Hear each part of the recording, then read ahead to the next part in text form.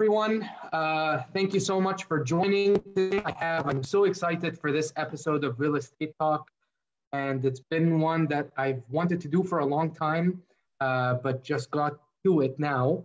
So I'm very excited to introduce my guest today, who's also a friend of mine, Benjamin Ali. Let him introduce himself more um, on his what he does and the practice he has and that he heads. But he's an estate attorney. He has an office in Irvine, another one in Pasadena, and he helps all kinds of people with estate planning. So, Benjamin, just introduce yourself to everyone. Yeah, thank you, Kareem, for putting this together. It's a pleasure to be here with everybody. I'm an estate planning attorney. Our business is Ali Law. Our big tagline is that we want to help people to make decisions that matter the most. So the big area that we're helping people to do that is if they become incapacitated or pass away, what happens to their assets, what happens to their family, what happens to their children, their businesses, all of those types of things. We have three main practice areas. Estate planning is one. Trust administration is another. That's if someone were to pass away and were to help them to kind of administer the provisions of the trust. And then the third one is probate. Those are usually situations where people have not planned. So we have to go through the court process to supervise the distribution after someone has passed. That's kind of what we do in a nutshell. We'll get into a lot more details. If you are watching, just let us know you're watching, heart, like, comments, and we're obviously open to all kinds of questions. If you have any questions, that's the whole point of this live. So feel free to shoot them over and we'll go through the questions. I have a bunch of questions, some my own and some that were sent by clients or friends or people that sent questions ahead of time on the Instagram and when we were publicizing for the event. So let's get started. We'll go very basic to begin with. Who needs estate planning? Because a common misconception is it's only for rich people or those that have lots of assets. Right. That's a good point. So in general, if you have anything that you want to leave at your passing, you kind of need to plan for it. So that encompasses most of us. If you have people that you want to care for, that encompasses a lot of us as well. Usually, so what that means is most of us do need estate planning. The question is, how much estate planning do you need? In general, if you have more than, at least in California, if you have more than $166,000 worth of assets, then you probably need some sort of standard, I would say, estate planning. So like a trust, a will, powers of attorney, advanced healthcare directives, certification of trust. You need kind of a standard package if you have more than 166,000. That's a big chunk of people in California. It doesn't take much to get over that amount, especially if you own real property, right? All of a sudden wow, bam, you're in it. If you're under $166,000 and you do not own real property, then you might be able to get by with just doing a will, but there's kind of pros and cons with that, and you have to really you have to be very vigilant in making sure that things are distributed the way that you want them to be distributed. Now, if you are somebody who is a high wealth individual, when I say high wealth, I mean if you're an individual and you have more than, say, $11 million, you definitely need to do standard estate planning, but you also need to do some more advanced types of estate planning. And if you're a couple, if you have more than $22 million, that means that we need to be concerned about things like estate taxes and how can we leverage your money the best we can, try to do those types of things. Anyway, hopefully that's a so long answer to a short question. If it's not everyone, then anyone that has at least 166,000. So that's pretty much a lot of people here in California. For sure.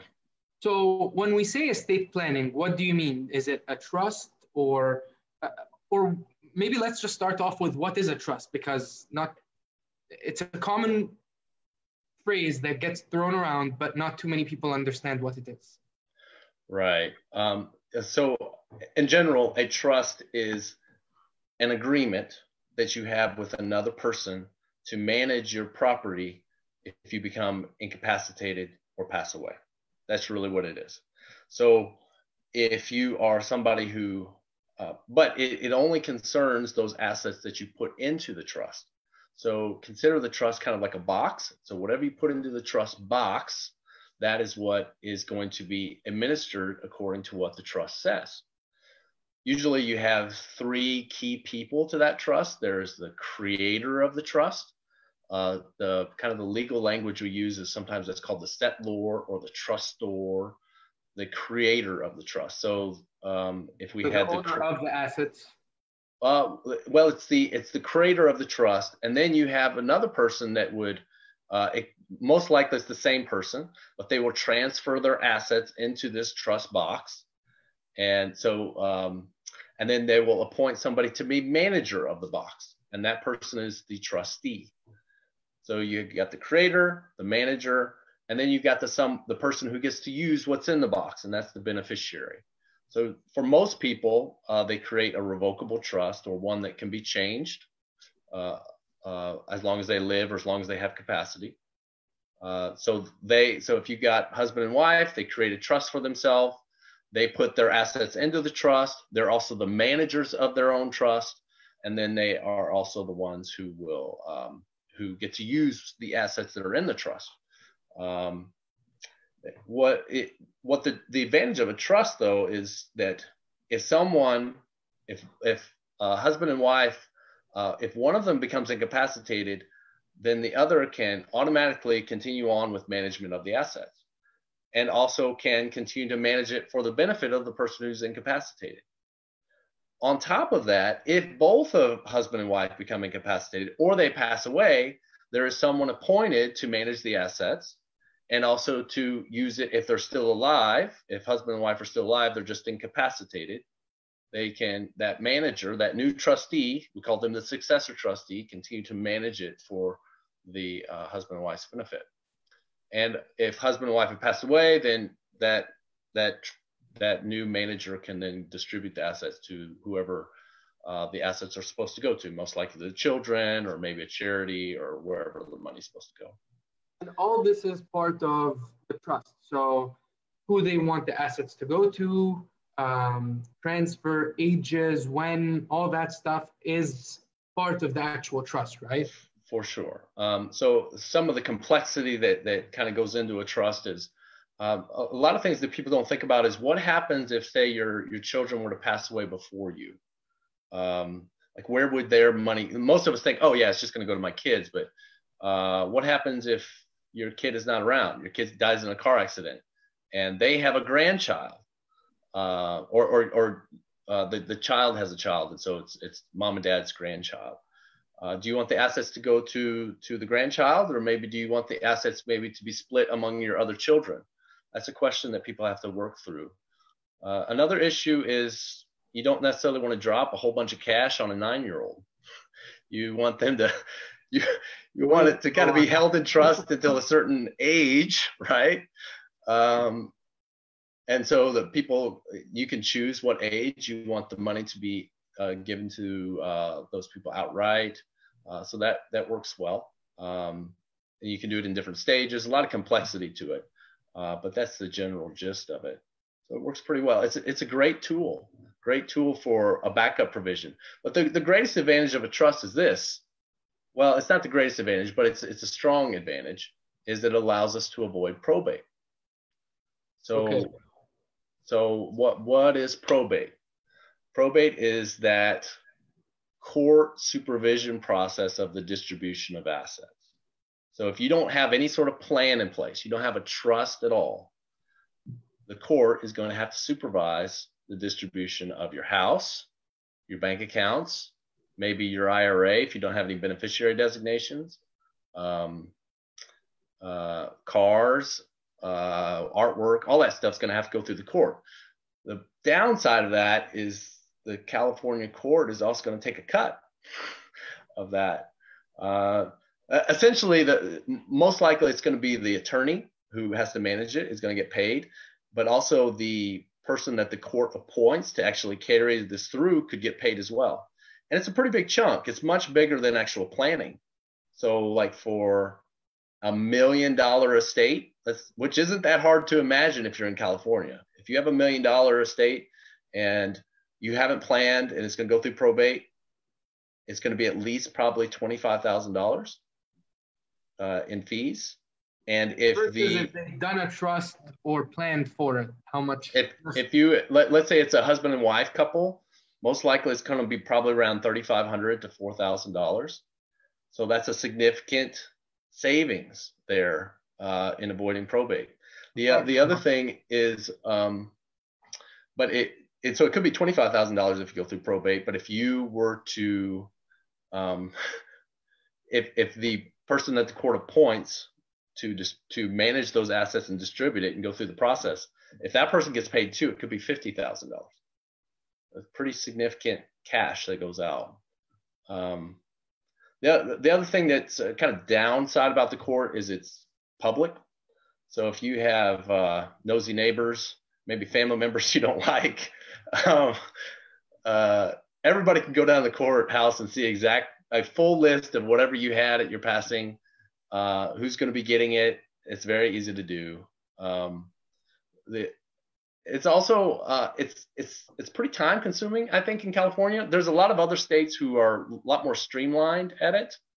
Like I'm licensed in Kansas and Missouri, and they're a little bit better at it, I think, than California. I'm not sure why that is, but California, a lot of probates can last like 2 years. Maybe I had one that lasted 3 years. And that's, you think about that, the money's tied up. It can't get to the beneficiary. So think about that if it's like if you want to leave your money to your children and they're underage, that's a long time for them to wait for that money. I mean, they're going to be think about the difference between a 12-year-old and a 15-year-old. They're a different person. So, and who knows with COVID-19 how long stuff's going to take.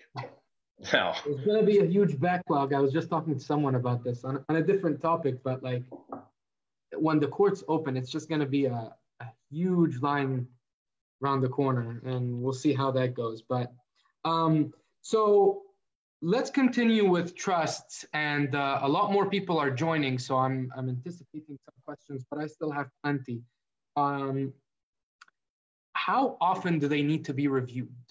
Is it by time, or like how often do you advise clients to review their? I would say so usually when I draft something, I try to do it in a way that they don't have to come back all the time. I try to do it in a way that that they don't have to pay me like when every little change occurs. But when big things happen, you definitely want to review it. So when I say big things, I mean, let's say that you drafted a trust and you designated your brother as successor trustee or manager of the trust if you and your wife were to pass away. Well, and then your brother passes away before you. Obviously, then you need to review it.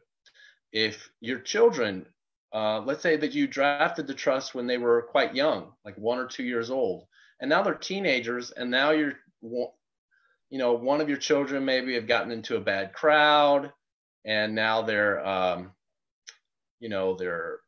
kind of doing some silly things, and they're getting into drugs or whatever, and you look at your trust, and hey, at 18 they're supposed to get $2.5 million. It's not the best thing to give to a 18-year-old drug addict, right? So that would be something. Okay, we need to fix this. There's been a lot of changes in the law. Like, for example, the Republican tax bill that went through a couple of Decembers ago, where basically there was a big tax bill, but the thing that impacted us was the estate tax exemption. What that is how much can you transfer at your passing free of tax? It went skyrocketed. So for an individual, it went over $11 million for a couple, it went over $22 million. Well, all of us had all these sort of more complicated trusts.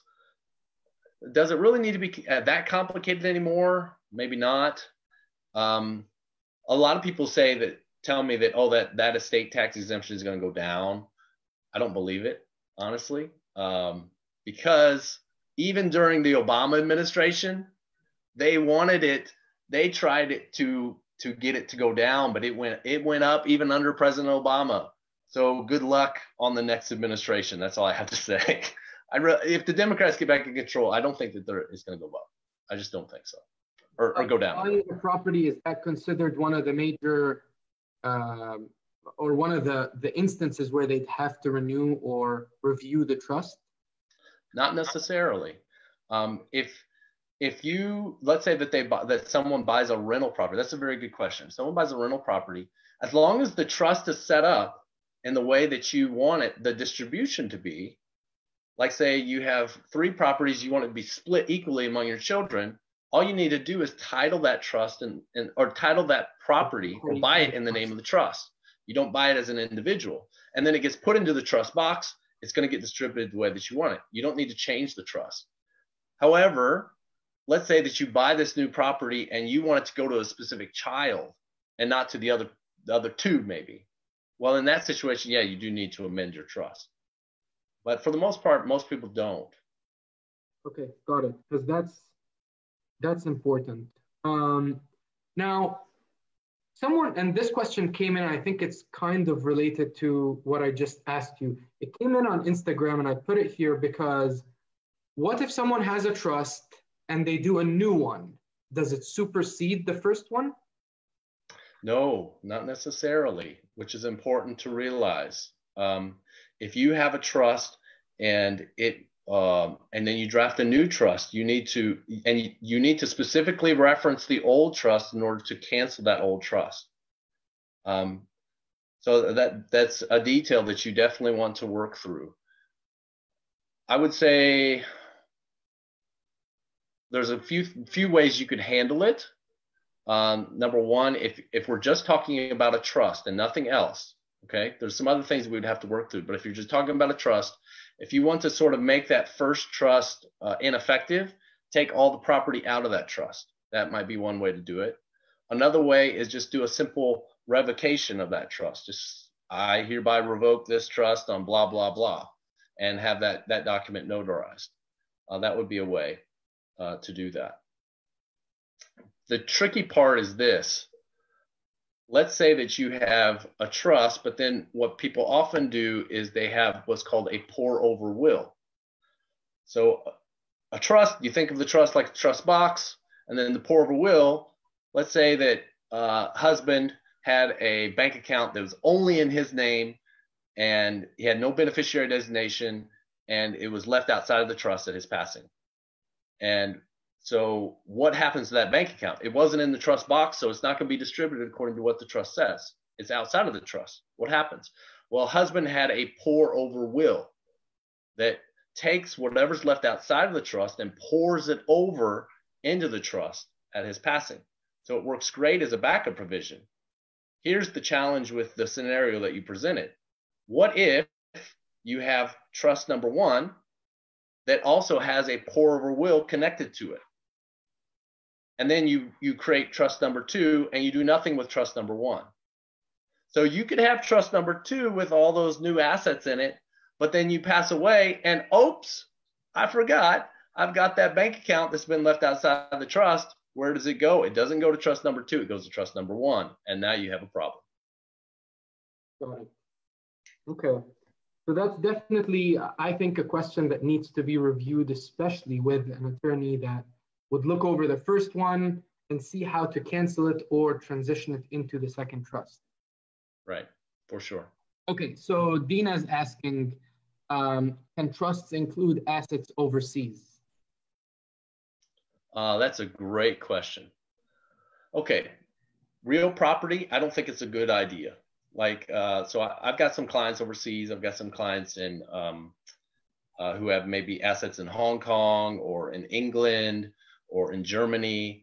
And what I often do in those situations, if it's real property, I will work with an attorney overseas who will they'll handle the Taiwanese assets and I'll handle the US assets. And then we'll make sure that the documents, the US documents and the Taiwanese documents will work together on the distribution. It's not a good idea to put like Taiwan property into a United States trust or an English property into a United States trust. There is a lot of literature out there on some things that are allowed to run through kind of a U.S. trust. Some of those things might be where I might be more open to it would be like, let's say you've got like a British bank, but it's got a U.S. branch of that British bank. That might be something where, and you've got that bank account in that British bank, that might be okay to run through your U.S. trust because it's money. Personal property would probably be okay to run through your, like, let's say you left some furniture or something in your apartment in the UK. That's probably okay to run through your U.S. trust. But for the most part, you want to keep it separate. And you have to be very careful about that for those people who have their feet in two different worlds. It's very important. I think it's those people especially who need to talk to an attorney. Perfect. So this is another great question about trusts and wills. Where, like, okay, so someone comes to you, you do their estate planning, you do the trust, you put all the assets in it, the properties are recorded, all that, and then where do they need to, who do they need to inform of it? Where do they need to keep it? Because if that person passes away and the family members, the kids don't know they have a trust or where it is, or so what's the procedure or what's best practice in that case? Well, that's a great question. So I would suggest, first of all, you want to make sure that your trust documents are in a safe place, the originals. So they need to be in your safe, or I suggest don't putting them in a safe deposit box. That becomes just a hassle most of the time. If you do put it in a safe deposit box, make sure a couple of things. Make sure that safe deposit box is titled in the name of the trust.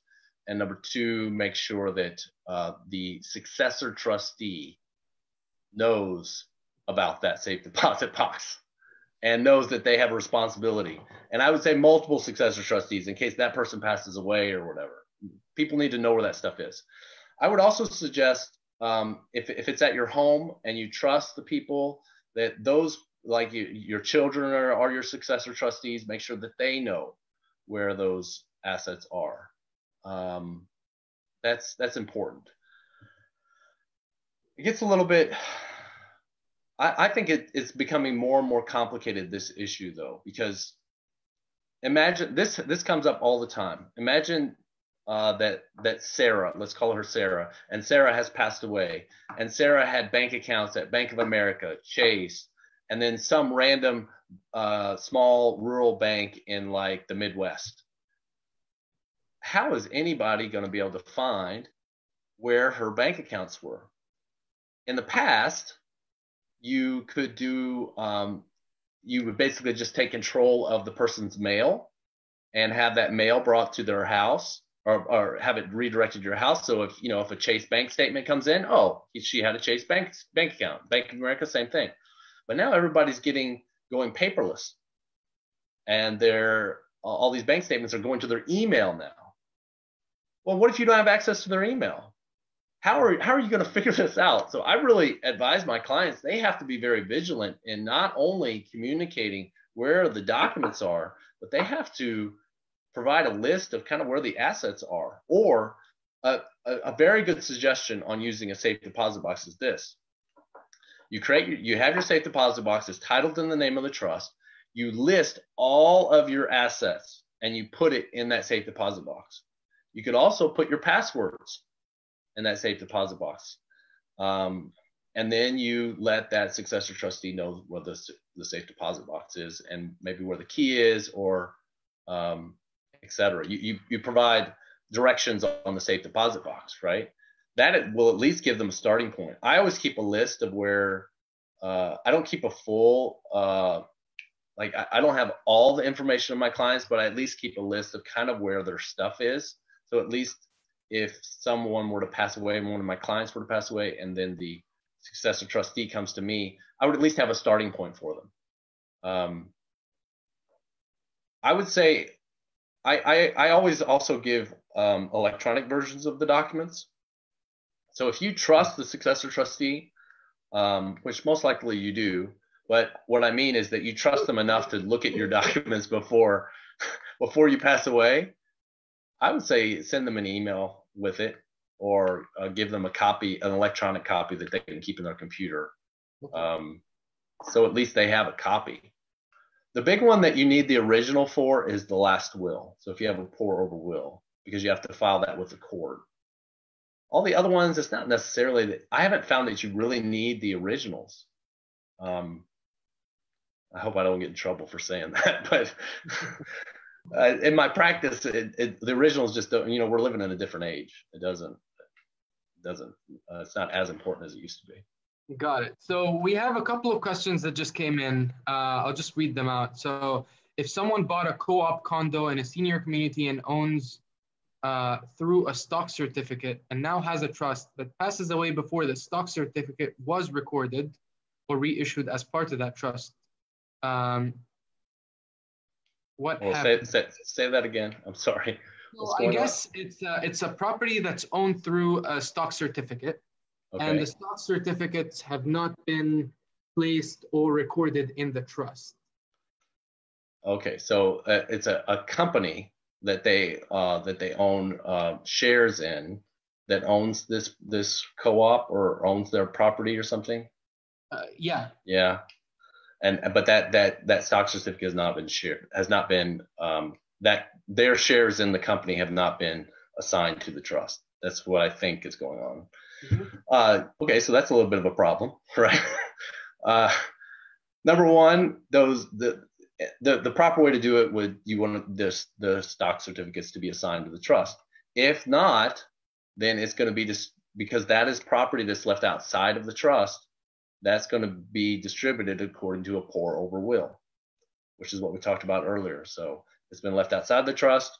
It'll be poured over into the trust at the person's passing, if the person has a pour over will. If the person doesn't have a pour over will, guess what? We could likely end up in probate over that very issue because it is outside of the trust.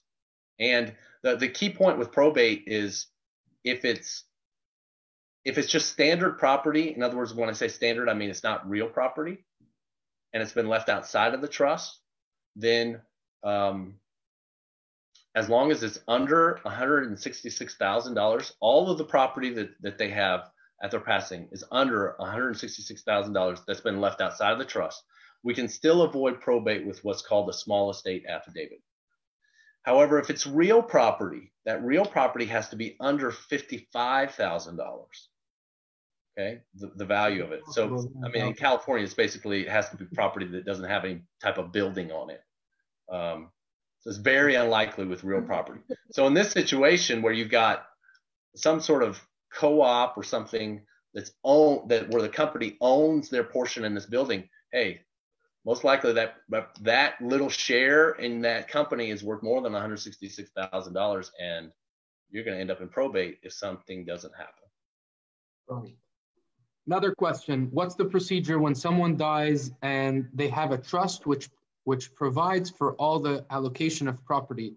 Does the procedure have to go through the courts? Oh, that's a great question.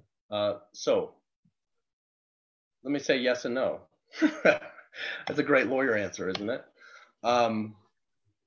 In general, if you have your property and it's distributed, it's clearly distributed according to what the trust says, then it should be distributed according to what the trust says.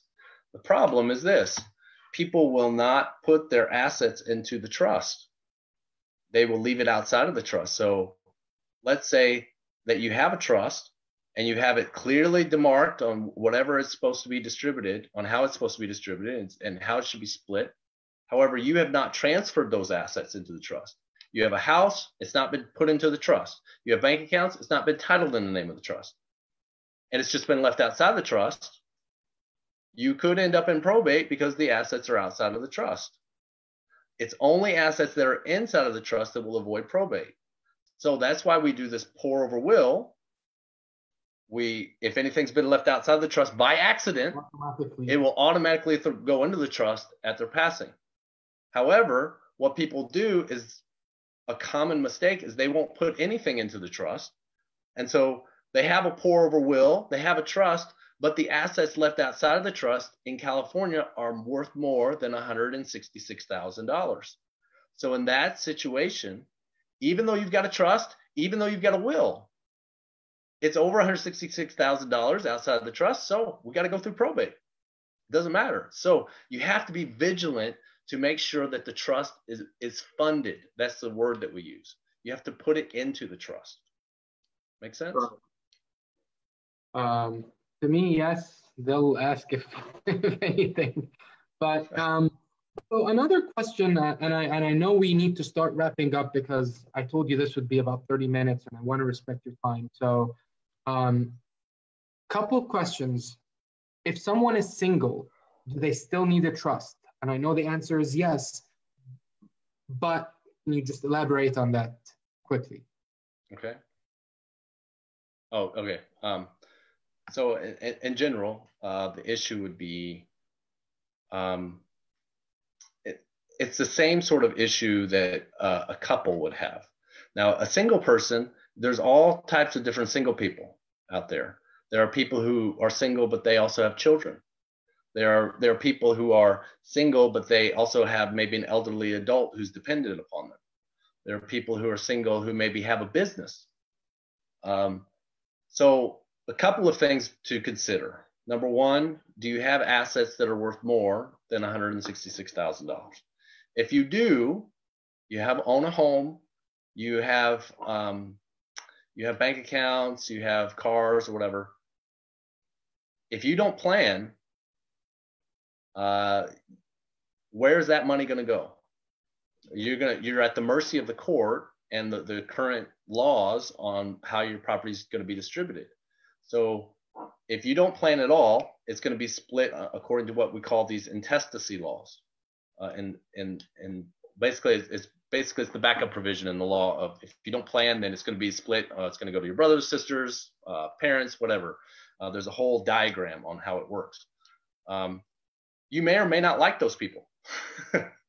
You may or may not want your money to go to those people. But if you don't plan, that's what's going to happen. Also, the court's going to get cut. The other thing is if people are dependent upon you, maybe you have nieces and nephews that you want to make sure that they're cared for because I don't know, you care about them or some way, or maybe you have charitable interests that are important to you, and you want to make sure that your money goes that way. The only way that you can do that is to plan. I think also that there's a big thing though. Planning, we talked a lot about trust in this section, but there's also this whole world of incapacity. The trust deals with some of it, but what if you become incapacitated and somebody has to access your bank accounts for your benefit? If you don't have a plan, guess what? We have to go through court, and you have to we have to go get what's a conservatorship created for you. So once again, we have another expensive court process because you didn't plan. It's just a lot easier to, I advise everybody to get it. Yeah, I guess I'm biased though too. So. No, it's really important. I couldn't agree more. So should checking accounts be included in trust or just savings accounts? What I usually advise clients to do is if the checking account is something where they write checks out of all the time, I might suggest that they just keep the checking account in their individual names, and then they just make the trust the payable on death beneficiary of that account. That seems to work pretty well. There's a lot of pros and cons with that, but without a doubt, either the checking account needs to be titled in the name of the trust, or the checking account needs to have the trust as the payable on death beneficiary. That's the short answer. Okay.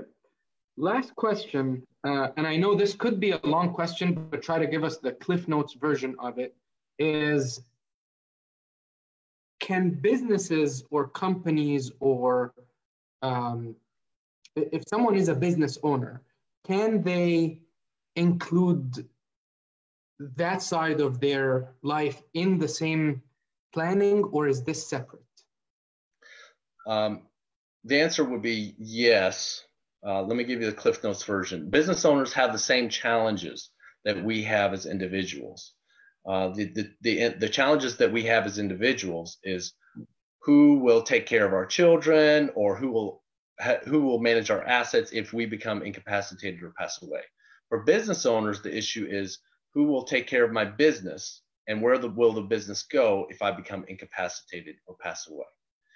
There are different strategies that you can kind of put together for a business owner. You can kind of dovetail it into the business owner's individual plan. That's a strategy. You can make it a little bit more separate. Like, for example, the business owner could have their own living trust and everything that he or she has with their family. And then they have this business out here where maybe the business owner, maybe it's the wife, and she has a partner, and they're 50-50 partners. So what happens if wife becomes incapacitated? So what some people do is they'll attach life insurance or disability insurance, and that the business will pay that premium on that insurance, and then they'll set up what's called a buy-sell agreement between the partners. So the partners will have this agreement of if you become incapacitated or pass away, this is what happens, and vice versa. And so it's a clear structure. Sometimes that you'll have it more dovetailed into your own business. Like for somebody who, I don't have a partner, it's just my business, I would say, why not just assign either your shareholder interest in your corporation or your membership interest in your LLC to your trust, and that way, at least the money or whatever's left over and the business will get transferred to your trust and will get distributed according to what your trust says. The trustee can help to wind up the business then if you are the key person. There's a lot that goes into it, and it depends on the size of the business, the person's ownership share, what type of business it is, what type of risk is involved. But that's the Cliff Notes version. All right, sounds good. Well, do you want to close out with anything, or do you have any final remarks? Well, I want to thank you for putting this together. And I appreciate it. And thank you to everyone who had questions for us today. We're happy to help you. Our email or our website is allylawgroup.com if you're interested in learning more about us. And if you have any real property to sell in Irvine, I guess Kareem is the guy to talk to. You said that's allylawgroup.com? allylawgroup.com. Okay, I'm just posting it down here in the comments section. That way it's on there. If anyone watches later, they can also access it. Yeah, we typically provide a free 30-minute consultation, and we are open right now. At least the office locations are not open, but we are open to Zoom appointments, which I found lots of people actually prefer that now. They don't want to meet me in person. They actually just want to talk to me on the computer. So maybe that's better. We're on Zoom all day. Yeah. So yeah, thank you so much. I appreciate you. I appreciate the time you've given everyone, and it's obviously hugely beneficial to me and everyone that's watched and will watch. So we'll also, your website's there, but I'll put your information there. If anyone wants to reach out, this is definitely a great idea. If you don't have a trust or you don't have planning in place, this is definitely something we always advise our clients, friends, everyone we know. It's better to do it now versus at a much higher cost in the future. For sure. For sure. Hey, thank you very much for having me. Thank you.